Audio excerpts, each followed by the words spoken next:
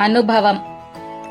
ఒక అడవిలో మృగరాజు తన పుట్టినరోజు అడవిలో జంతువులకు రకరకాల పోటీలు పెట్టింది. కోతులకు చెట్టుపై నుండి ఇంకొక చెట్టుపై అలా ఎన్ని చెట్లపైకి ఎగురుతాయో లెక్కపెట్టి అన్నింటికన్నా ఎక్కువ దూరం ఎగిరే కోతి గెలిచినట్లు. జంతువులు కోతులు పోటీకి వచ్చాయి. ఇంతలో ఒక ముసలి కోతి వచ్చింది. దాన్ని చూసి అక్కడ ఉన్న జంతువులన్నీ నవ్వసాగాయి. ఈ వయసులో పోటీలో పాల్గొంటావా? సాహసం చేయడం నీకు అవసరమా? పొరపాటున జారిపడితే కాలు విరిగి ఆహారం కూడా తెచ్చుకోలేవు అని పిల్లకోతులు ఎగతాళి చేశాయి.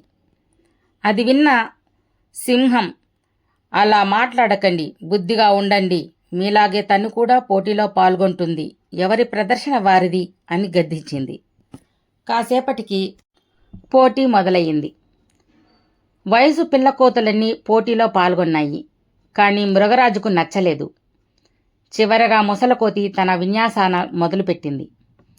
ఓర్పుగా ఒక చెట్టుపై నుండికి మరొక చెట్టుపైకి దూకసాగింది.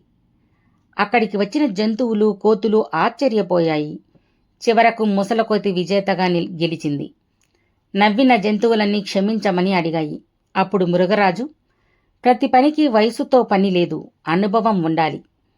పెద్దదైన ఆ కోతికి అనుభవం వల్ల అదను చూసి అడుగు వేయడం వల్ల అది గెలవగలిగింది. పిల్లకోతులు దూకేస్తే చాలు అనుకున్నాయి అని బుద్ధి చెప్పింది. ఆ మాటలకు పిల్లకోతులు మౌనంగా తల ఊపాయి. బుద్ధి వచ్చింది అని.